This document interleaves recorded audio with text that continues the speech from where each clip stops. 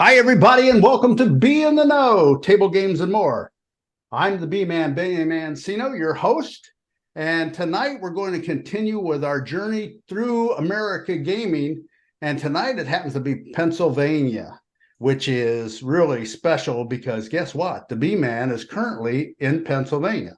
I'm the director of table games of a property called Prescal Island Downs and Casino. I got it right, too. I didn't mess it up. A very small property up in Erie, Pennsylvania. And my special guest, one of my special guests, I'll have more than one tonight, is Rebecca. And if I mess your name up, let me know. Gorgas, is that correct? Pretty close. Gorgas, yeah. And call me Becky. Becky. Hey, Becky. All right. That's good. So Becky runs one of the monsters.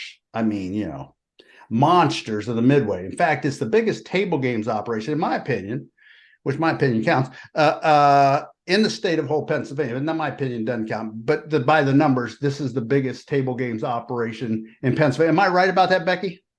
We are. We're the largest in Pennsylvania. Yeah, I think Parks ekes out a small win in overall revenues with slots, but you guys are really close. Two great properties. And we'll get into a little bit more specifics. So Pennsylvania, we're talking about. In 1959, Pennsylvania allowed horse racing, which brought the great Penn National into being, who turned into a monster gaming company, as we all know. In 1971, Pennsylvania started a lottery. So they got into the lottery business. And then came along 2004. And the coffers were getting a little low at that time, which they're definitely not now, but they were at that time. And Act 71 brought the first opening of a casino, and I believe that if I'm right about it, it's 2006. Everybody opened their doors, and then around 2010, the first table game, the first card, was delivered in Pennsylvania. So in 2017, an expansion bill brought some smaller casinos and online gaming, sports betting. It was a big package of stuff that was kind of bundled into one. And now we have some of these little mini casinos. So that's what they're called, aren't they, Becky? Mini casinos like Morgantown and stuff. They're just not quite as big, but they're limited in the size and growth. So yeah, Shippensburg in the little malls. Yeah, little mall. 16 commercial casinos. And at the end of 2022, by my count, there was 18 online casinos and 13 online sports providers in the state of Pennsylvania. 2022 was the biggest year in Pennsylvania gaming history at 5.2 billion. And there's about 10,000 gaming employees, gaming, non-gaming, that work at the same facility. So it's a big industry, second only to Nevada, which when you got 5,000 casinos in your state, you're bound to have big numbers.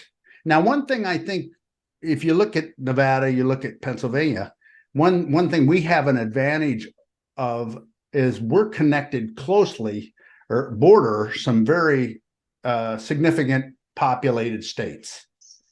And they tend to visit Pennsylvania, even though they live here. I think your property, you see a lot of New York business. Is that correct? We do, New York and New Jersey. Yeah, and here in Erie, I'm like in a little slice of Pennsylvania up in the top western corner, and we see a lot of business from Ohio and New York. So some of these, and when I was in Philadelphia for a year, we got a lot of business kind of all over the place. Some from New York, some from northern Jersey. That area, it really Pennsylvania draws from everywhere.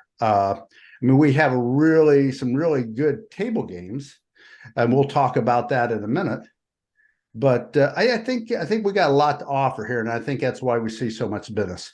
So let's talk about the tax rates, because on these gaming shows we talked about the tax rate. So the tax rate, I'll start off with electronic games, which would cover your Kenos, slots, whatever you have in an electronic versions. About 54% is the tax rate here. Automated table games, 34%. Mhm. Sports comes in at 36%, and table games at 16%. So now if you got like a hybrid table, you got which some states would just be a slot. Here it's a table games, because if you got a dealer dealing the cards on these hybrid tables, you want to get that 16% tax rate. And I think the same thing goes for the iGaming versions.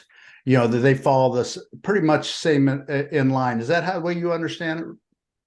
Yeah, they go with the table games tax. It is really nice to be able to offer a fully automated or a table game with a live dealer, and then people can sit around and play with their friends or not play with anyone at all.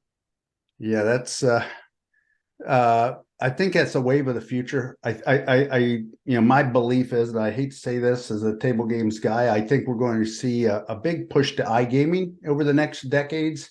And what you see in the table games realm inside a brick and mortar casino will be a hybrid of regular tables and electronic tables together.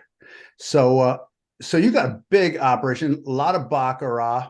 What in blackjack? So we're here. Everybody should know that Pennsylvania, unless I'm wrong, is the only state in the United States that mandates 3-2, stand on 17, and late surrender. Am I right about that? As far as I understand, yes, pretty Yeah, strong rules.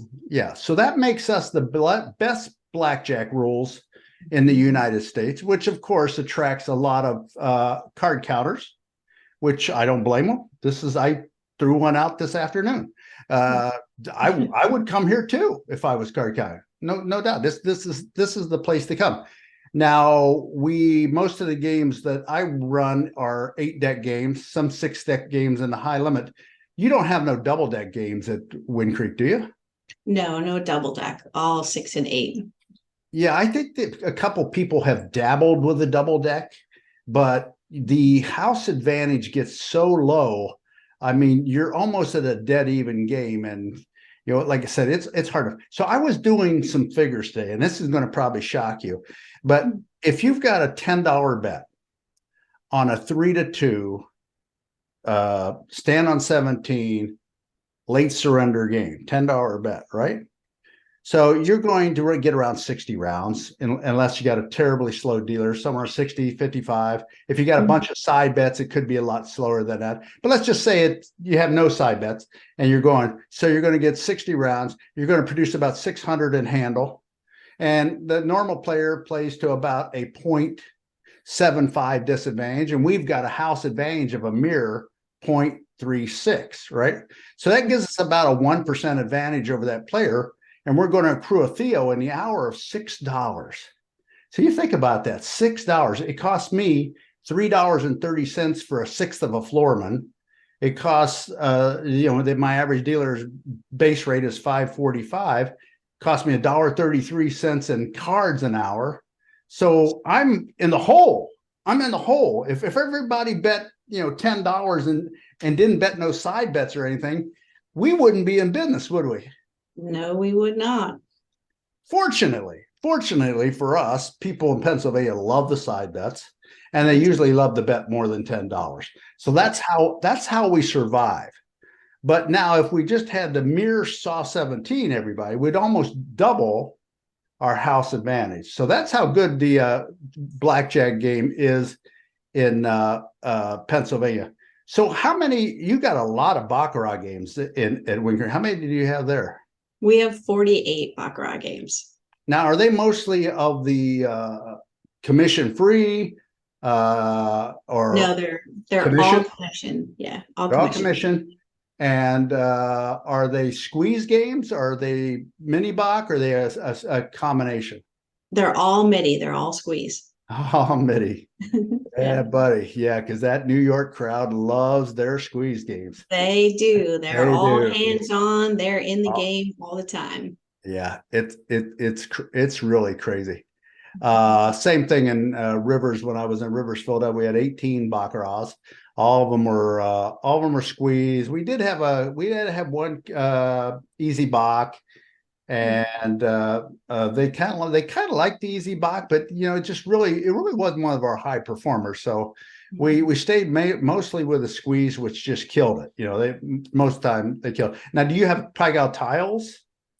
We do. We have 8 tiles games, and we have at least 4 going almost 24 hours. Yeah, it's amazing. The tile business here in eastern side of Pennsylvania is just pretty crazy, and it gets tough sometimes to find tiles. There's like one person or something that makes them in New Jersey, and he holds us ransom for his license every year. And yeah, I'm not going to go on into that story, but anyway, that's tiles. So what other kind of games are very popular? So would you say your number one game is baccarat? Oh, by far. By far. Baccarat is our most popular. I would say after that, really, blackjack is pretty heavy with us. We have a pretty strong roulette group also that comes into play. Now, do you offer single zero roulette? We don't. We did years ago, and we took it out. And then someone in Vegas talked to us about putting in 000, which we didn't do. We just have the 000. Well, good for you. Good for you for both things. Not cutting your house advantage in half for absolutely no reason. Because if you're not got a guy with a $500,000 line, you shouldn't have a single zero. And good for you for not having 000. That now, I'm a butcher. I'll be admit. I'll push the games as the tolerances it can handle. I'm not a big believer in this. I read all these articles about shame on Vegas and all this. Well, that's not true. There's always a low end market. You know what I'm saying? There's always somebody that's going to buy a Ford Focus. There's always a person who wants a price point. And if I can give them that price point by giving them worse rules, well, you know what? That's going to make both of us happy. It's going to make me happy, and it's going to make them happy. So I'm not a big, but I got to draw the line at 000. That was pretty nasty. That was pretty nasty. So let me ask you about blackjack side bets. So the thing is, in Philadelphia, New Jersey, I'm pretty familiar with New Jersey because I used to make many trips to Atlantic City while I lived in Philadelphia.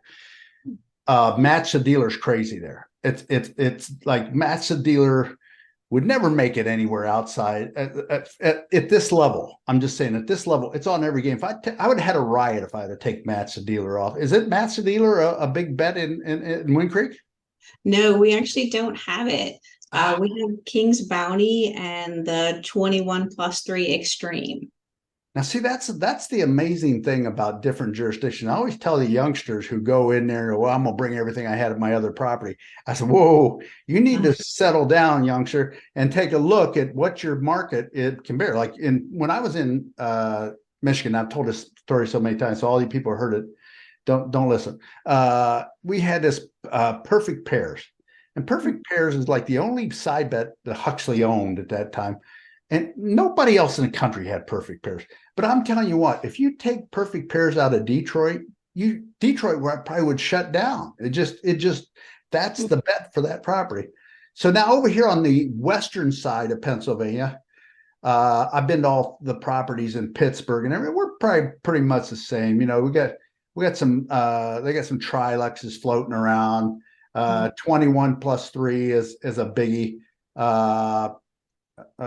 The problem with the Trilux here, they can't really they haven't got the version that mimics 21+3 approved, so it kind of gets hard to sell that product. But Light and Wonder on the west side of Pennsylvania probably rules the roost. But I've seen everything here. I've seen AGS products here. I've seen Galaxy, a lot of Galaxy products here. On craps, is bonus craps big over there or something else? Firebet? We don't do any. It's just straight craps. We've been kind of kicking around crapless craps, which ironically was popular 25 years ago when I was a dealer, but I keep hearing mentions of it lately. So crapless craps, where did you deal crapless craps at? In St. Louis, Missouri. Okay, so crapless craps west of the Mississippi, far west, is like non-existent except for where it started, which was Vegas World. Now it's starting to grow a little bit in Las Vegas because some of the Midwesterners asked for it.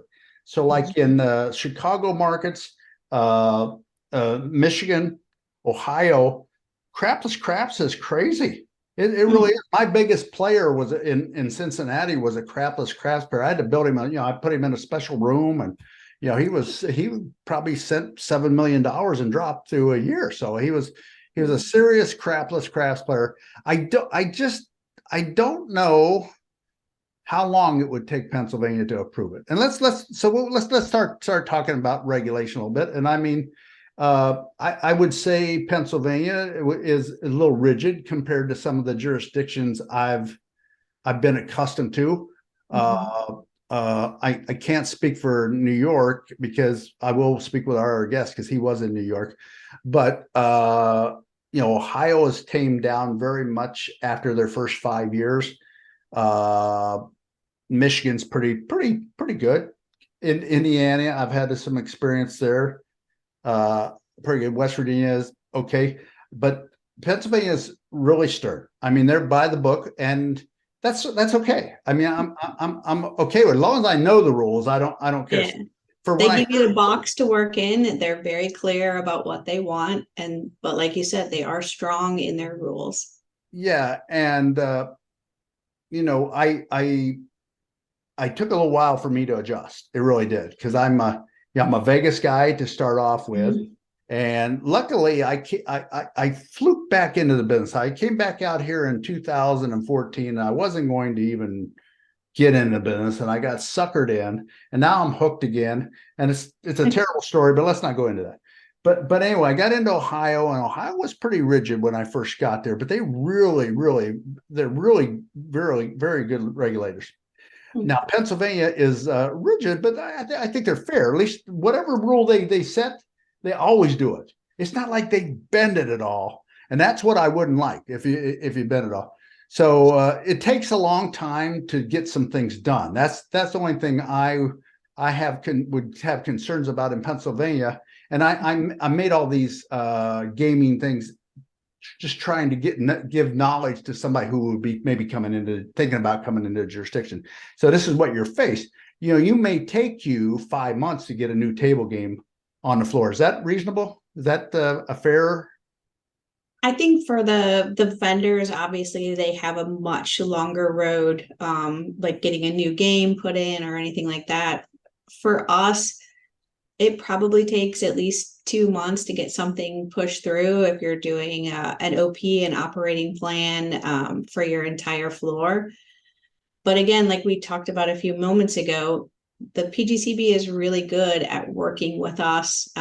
We get like feedback fairly quickly within that, telling us what we need to do. So we appreciate that. Yeah, and that's one thing they'll pop say, "Hey, what are you talking about here?" And then once you explain it, it goes back through. But yeah, we've had some times it's taken 3 or 4 months back and forth to get something on, but Ohio was probably a month. I would say a month to get a new table. One thing I feel is a little different here that I'm not used to is like if a game's approved at Wind Creek, and let's say this was Ohio and it was Toledo and Columbus. If it was approved in Toledo, it was immediately, you could just put it in. You just had to get your layout approved, and there was no getting the game. It's like, but here it's kind of like the game is brand new. Like say I'm just put in like DJ Wild, which is approved in the state. I have to go through the whole process like the game's brand new almost. And that's kind of different to me. Same experiences basically there in Wind Creek. Yeah, it involves a lot of paperwork to get a game on. Yeah, and for the vendors, I mean, I know right now I'm have been talking to a couple of them like who have like copycat games, and the same game is in this state, right? But the copycat's been waiting a year and a half, and it's got the exact same math, same everything. So that's it's funny, but you know what? It's like I said, you get used to it, and once you're used to it, at least they said, as long as you know the rules, I'm good with that. So what what is the flavor out there as far as labor flavor? That's not that's Labor flavor. yeah. I'm just saying, are you guys experiencing labor problems like the rest of the world, or is it, okay? Yeah, we're still having problems. We're always hiring people, especially dealers, someone to work in the cage, all of that kind of stuff.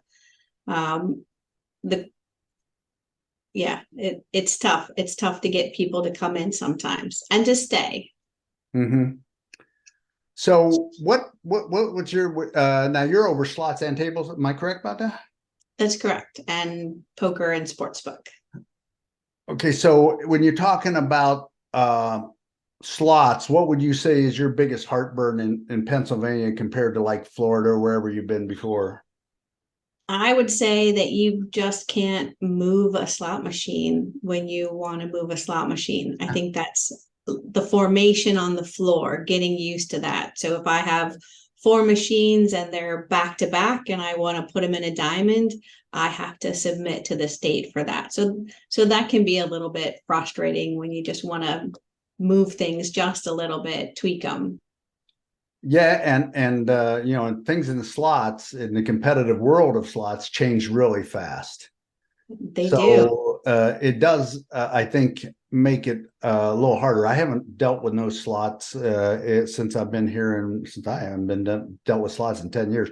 But in Pennsylvania, I haven't. But I've kind of watched the show, right? And I was Mhm. thinking, wait a minute, you can't just do that. And oh no, we can't do that. So that's a different one. Like you Mhm. said, just changing like the minor position into a different formation. In Las Vegas, it would be done the next day. Oh In yeah, I have a friend in Vegas. He tells me he wakes up one morning and he decides to move something on the casino floor, and by the end of the day, he's done. For me, it's 2 months. yeah, yeah. So the funny thing is, like table games in Vegas. Let's say I got a pie game and it's just not performing. I gotta get it off the floor. The next day, if I got the layout that I want to do, the next day that game can be an ultimate Texas Hold'em. I got to call surveillance and let them know, and I got to tell the count room to bring me out a different labeled box, make me a new label, and that was it. That was it. Mm. Done in the story.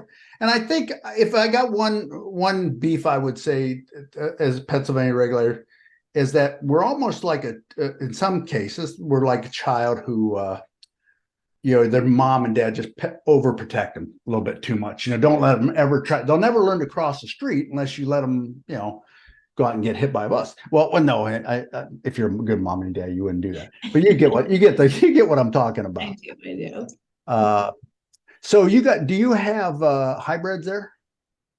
We do. We have two really large ETG stadiums, one through Light and Wonder and the other one through IGT.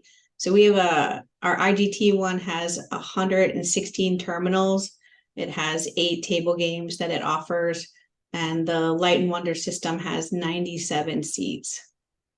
Now IGT, is that Dynasty? Is that what? Yeah, it's the original Dynasty. We Yeah. just did an upgrade recently, so it's pretty cool, but it's heavy Baccarat. Yeah, we had that in Philadelphia. It was very, very strong baccarat play on it, and that's the bulk of the hybrids they have there now.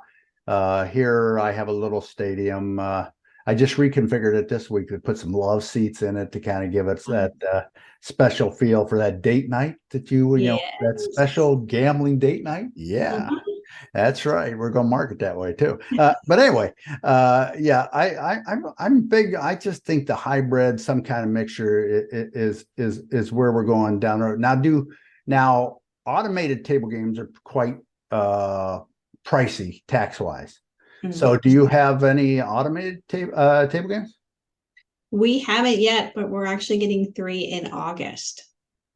Yeah, I've heard some very Mhm. encouraging numbers from several of the people that I'm connected with in Pennsylvania who thought originally, and I think it's a little bit less than a slot machine. I'm not sure. Do you know what the exact tax rate is on an automated table game?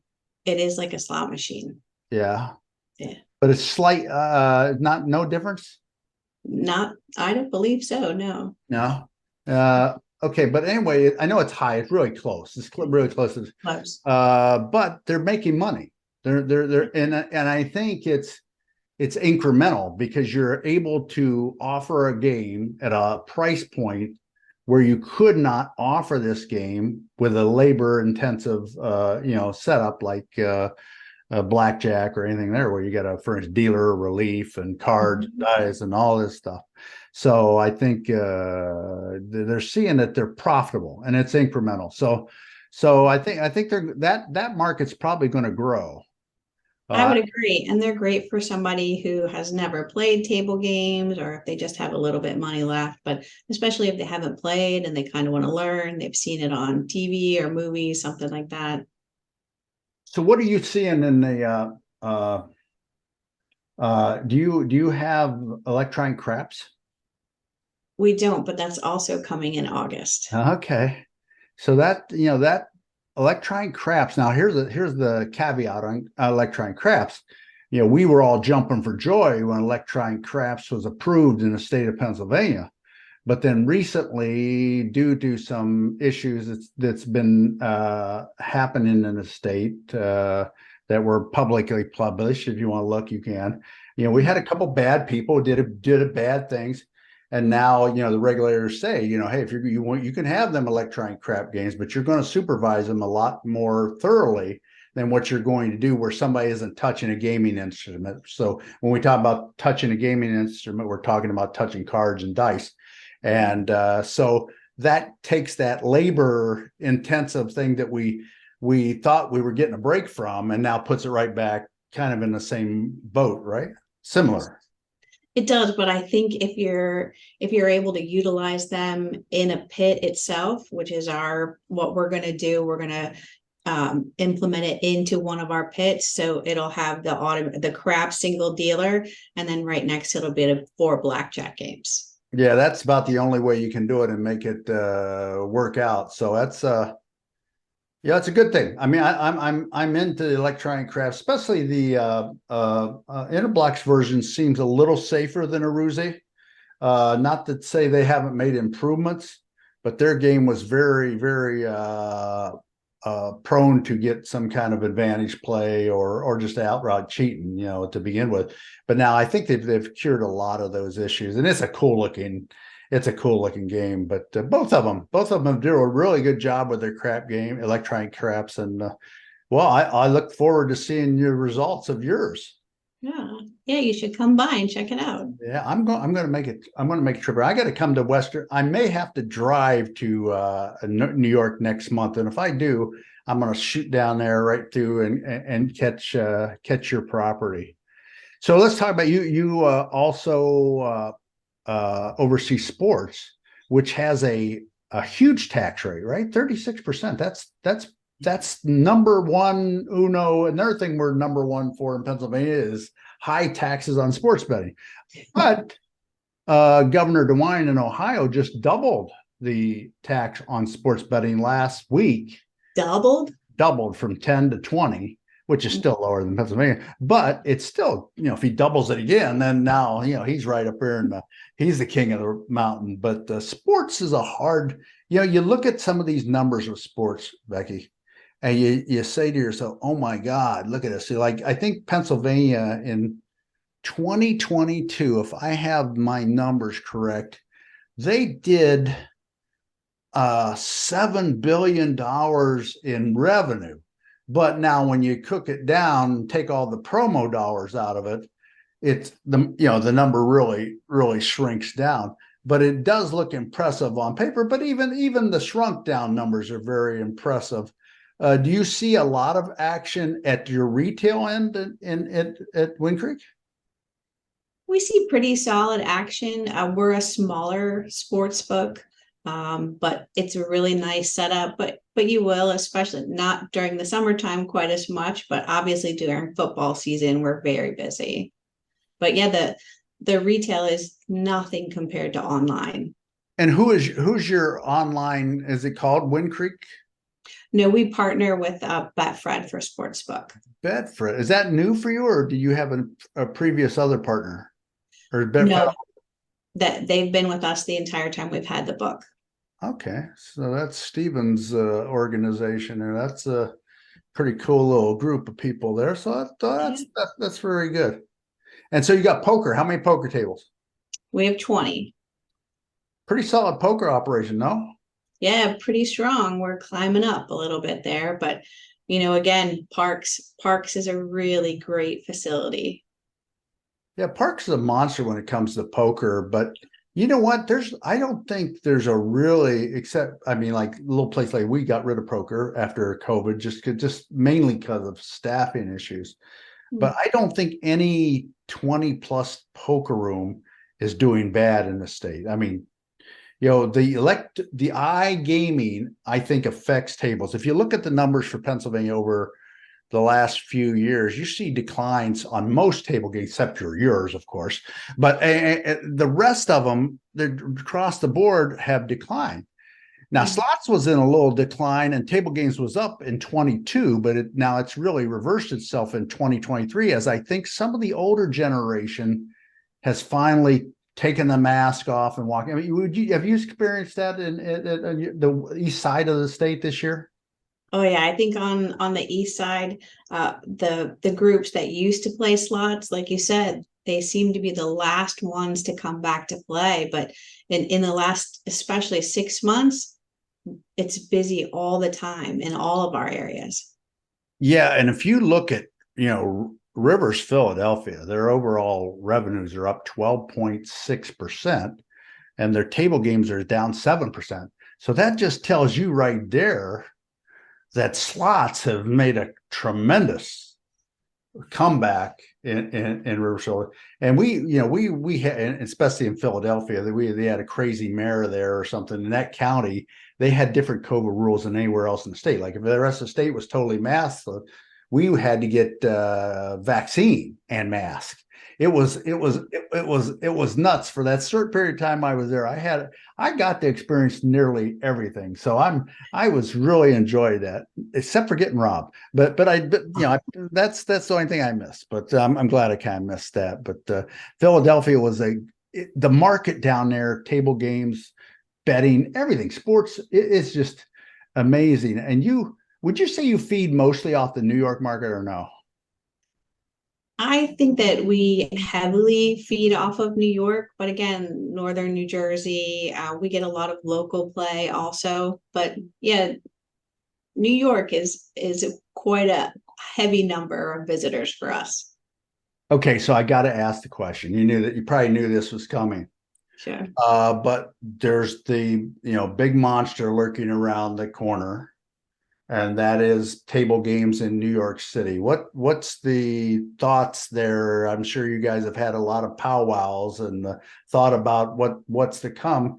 A lot of concern, or do you think you've had? Are you taking proactive steps to kind of minimize any kind of damage from that product? Yeah, I think we've been proactive about it, about what's to come. I think also we have a great relationship with the market that comes from New York. Our hosts here are phenomenal, and the offerings that we have. So we're obviously concerned, as I think many in this side of the state are, with New York looming ahead of us. But we have things that we have going for us that will be okay. We have a large convention space. We just opened the second tower to our hotel with now we're doing weddings and all kinds of really fun stuff to bring people in. We're like I said, we're seeing a little bit of decline in table games. Although the overall numbers we're breaking records and all this, but I think, when you add these, 6 or 7 little properties and all this other stuff that we've added, you're bound to increase and reach out to some people you've never reached out for. But do you think iGaming is cutting into regular retail table games business? I think to some degree, yeah. Like we said, because they have the option to be wherever they want, so they could be at home kicking back and relaxed and playing online. or they could go, in our case, they could go up to the Poconos and, sit outside and do whatever they want. So I do think it pulls some of the business from brick and mortar, but I think people are always going to want to be with other people. We're just all social creatures. So I don't think that live table games will ever really go away. No, I doubt that. But I think that intermittent trip, maybe that midweek trip that somebody would make to a table game, they'll just jump online, especially the low price point player, because you can play 50 cent. I don't know, maybe I can find a site where you can play quarter blackjack, but I know you can play 50 cent blackjack for sure. And like sports betting is nuts. I have bet 9 cents on a line online, right? I can bet 9 cents or maybe 25 cents on the kiosk, which has revolutionized. That's why sports betting has went crazy. If it was like it was when I was back in Las Vegas, where you had to have a physical person there writing tickets, you can't afford to do a 9-cent ticket and a 25-cent ticket. But now this kiosk does it all for you. So that's what really, but that's the one thing when everybody with the naysayers of sports betting, and they didn't calculate that the kiosks and electronics would take the place of the labor and make it the ability, just like the 1 cent slot, that became the $6.25 slot somewhere along the line. But all this stuff, that attracted the low price point person, got them hooked, and that tapped a whole new market that we hadn't been seeing. So I think we've covered a lot about Pennsylvania gaming here, especially from the table game side. So is anything I missed, Becky, that you want to bring up? I don't think so. I think you've covered quite a bit of it. Yeah, so it's a great state. I really have enjoyed my time here and hope to enjoy a little bit more time. But Becky, thank you for coming on BintheKnow. Thank you for having me. We'll have to have you back here sometime, and if you're, like I said, maybe after I check your property out, then we'll do a special Wind Creek version if you want to do that. But yeah, I really appreciate your time. And folks, our next guest is coming up, and I will announce that special guest in a minute. Hey, once again, a big thanks to Becky Gorgas for joining us. She is the Director of Casino Operations at Wind Creek Resort. So on to part two.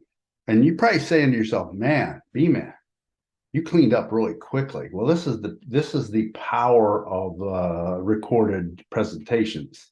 This is actually another day. But my next guest, who will unpack the slot side of Pennsylvania, is none other than Justin Moore. All right, we're back now with my second guest of this two-part conversation on Pennsylvania gaming, and this is one of my favorite people. This man needs no introduction because he's already a LinkedIn star.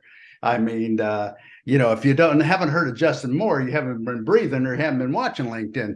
Justin Moore, welcome to BintheKnow. It's a pleasure to be back on your show, Benny.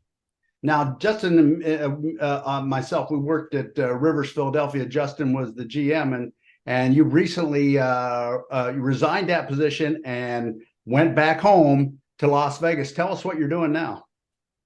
Well, right now I'm working as an executive consultant for Oak Tree Capital and working with them on special projects. And it's great being back home in Vegas. I've missed it quite a bit, and my family's very happy I'm back home. Yeah, I'm sure you felt that way yesterday. I think it was 112 or something. Well, my office has fantastic air conditioning, so that's what we do. We just hide in the summer, and then we'll enjoy the weather the rest of the year. So I just finished an invigorating conversation with Becky on the table game side of gaming in Pennsylvania, and I know your roots go back to slots and food and beverage, but I know you love that slot end of the business, and you had a lot to do with it when you was GM at New York Rivers, and now in Rivers Philly. You had your hand on the pulse of and really, you look at the gaming revenues at Rivers Philly, they're up 12% this year, and table games down about 5%. So that means that slot revenue came back to life pretty good. And you did an amazing job when last time I was there on that floor for that property. So kudos to you. But you know what I think separates you is what I talk about myself. And some people may get offended by this, so they'll have to get offended. I don't think you can really be you can't totally master the art of table games or slot machines unless you've experienced. You know, I know you like to play slots, and if you haven't experienced, like when I was in table games, losing your paycheck. Well, we'll talk about that. But if you haven't felt that pain when you got that guest and you're trying to market to them, you really don't know how to do it. And I know you're a slot player and you can look at this very objectively. So let's go ahead. So give us a rundown now in Pennsylvania. What was your overall take on it compared to like the other jurisdictions you've been in? Well, honestly, the biggest difference is, managing the marketing side of the business because of that tax rate. So there's a lot of strategy that goes into that. You got to be very mindful of your reinvestment with your players, considering how large that tax rate is there. You don't want to you can get upside down with people very quickly. And speaking of being upside down on people, you also have to be very mindful of the slot machines on your floor, what your top awards are, what the chances of those top awards hitting are, and being careful with certain paid tables with return to player. When you combine your points on the machine, the marketing and reinvestment that you're already including with each player on average, and then that return to player setting on your games, you can get upside down real quick. So in other jurisdictions, you always need to be mindful of that, but you definitely have to be understanding of how the tax rate can come into play in PA. So maybe very mindful of volatility and maybe slightly less aggressive, but smart decisions. Now, let me ask you, as I understand it, Pennsylvania does kick back some of the promotional costs of slots. Is that true? A pretty decent number? Yeah, there is that opportunity. So that, again, it goes into the strategy of what you're doing with marketing. You do get some rebates on that rate, depending on how you choose to spend your marketing dollars. So it's very elaborate and detailed. And if you've got a good finance guy like we had the luxury of having in Philly, they'll direct you exactly to what type of marketing promotions or how you're going to spend your marketing dollars, so that you can get the full benefit of that and get that relief for operating your gaming floor. So the other side of it too that's a little strategic and different in PA are the operational plans. So anytime you're going to change the physical layout of your floor, say, for example, you're going to take a 6-pack of slot machines that are lined up back to back on each other, and you're going to drop that to a 4-pack. Well, that triggers the need to have an operational plan. And that operational plan needs to come with a new layout design with AutoCAD. It needs to come with a narrative of step-by-step what you're doing on your floor, and then submitted. And the time frame for acceptance for that plan can vary depending on, really the what the gaming commission has going on and how busy they are, what's on their plate. And so when you're ordering lease games for manufacturers, you got to be mindful of your game count. You got to be mindful of where that game's going to be placed. And really, the margin for error and making a mistake is very small, because if you say you order a bank of 3 new games and these things are 14 feet high or 15 feet high, and you're placing them in a location in your casino, you better make sure they fit there. Because if you're going to go through the pain of that operational plan, you go to install them and drop them in and they don't fit, or there's not enough square footage surrounding the bank to handle the configuration, you're really in a tough spot. So you have to be very careful. I think, in other places like Nevada, you really don't have that side of it that you have to worry about. So it takes a little more effort. It takes a lot more strategy when you're yielding your floor. Yeah, and say you come into a minor hiccup you can't start another operational plan until that one is closed.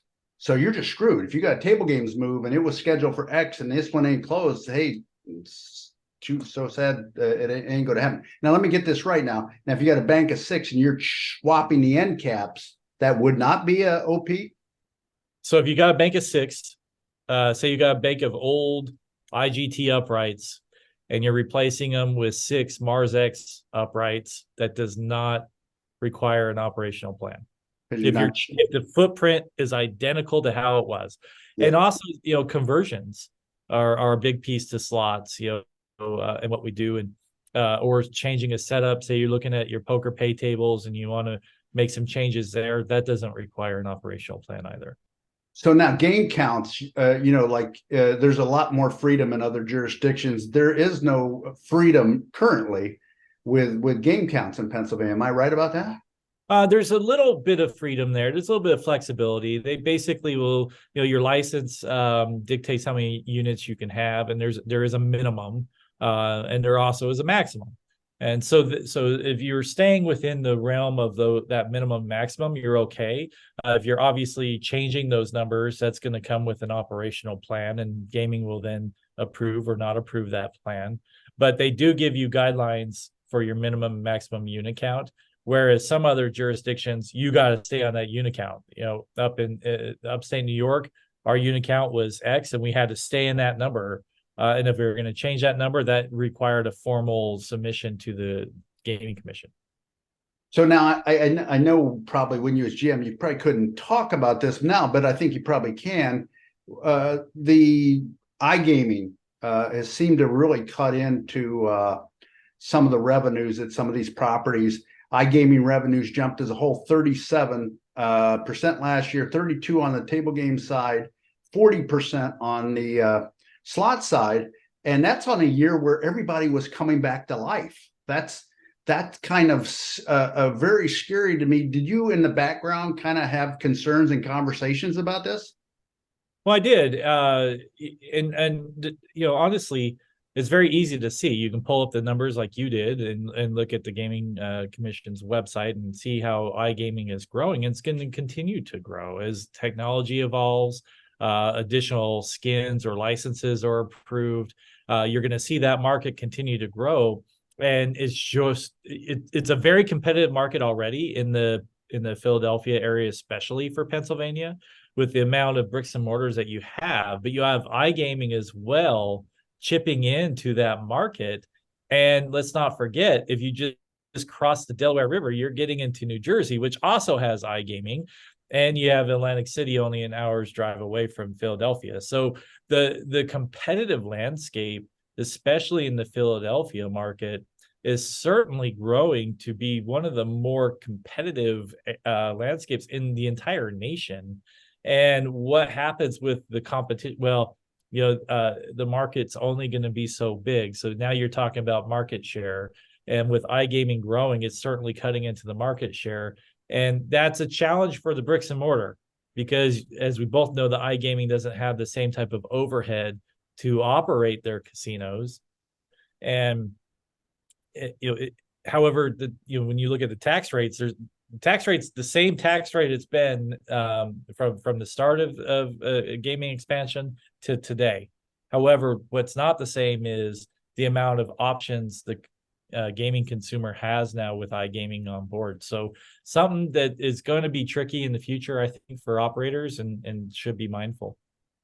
So I was going to mention, coming back, taking that drive back from Atlantic City, you see all these different online providers, and then you cross the border into Pennsylvania, you see another batch. So in Pennsylvania, there's 18 internet casino licenses and 13 sports betting licenses out there. So that's quite a complicated field. And I was talking to Becky about, so Nevada, of course, is number 1 in gaming revenues, and Pennsylvania is now number 2. And I think part of the success of Pennsylvania is all the border states and all the influx of people who cross the border to, especially our table games, our blackjack products, the best in the country, if you're a blackjack player. So I think that helps.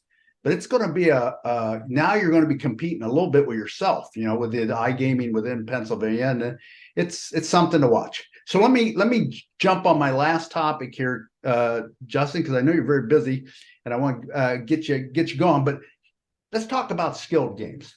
So these things are going crazy in the state of Pennsylvania. The last number that was online is 70, but the people are saying it's probably well over 100,000 skill games.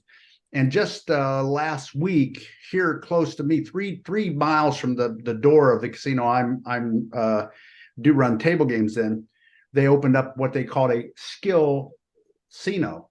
And these things are unregulated. What was your thoughts when when you were back at Philly? Was there any concern about the skill gaming? Oh yeah, in my own personal opinion, there's great concern for the skill gaming. Unbeknownst to me, there was actually skill games right across the street from the casino in the corner 7-Eleven.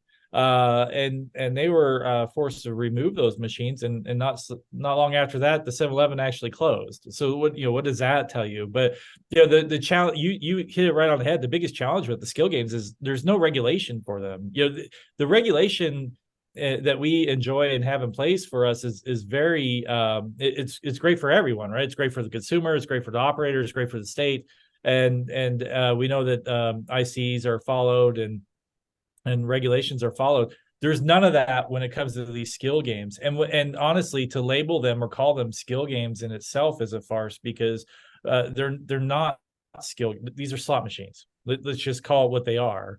And with having a regulated entity that's operating the slot machines and being produced by also regulated manufacturers, the consumer can, they understand that there's safeties in place, there's regulations in place to protect them. What's protecting the consumer on these skill-based games? Really the only thing that those games are doing is producing crazy revenues for the owners and where they're placed. The other thing that's really kind of scary that you have to watch out for is the type of crowd that these skill-based games will bring to the place of business in which they're represented. So I know that when I was in Philly, that was the biggest issue, is the crime that was brought on, because there is no regulation with these games, right? So the crime that would be attracted to the businesses that had these games, was a big problem. And so to me, it just comes down to consumer safety and protection.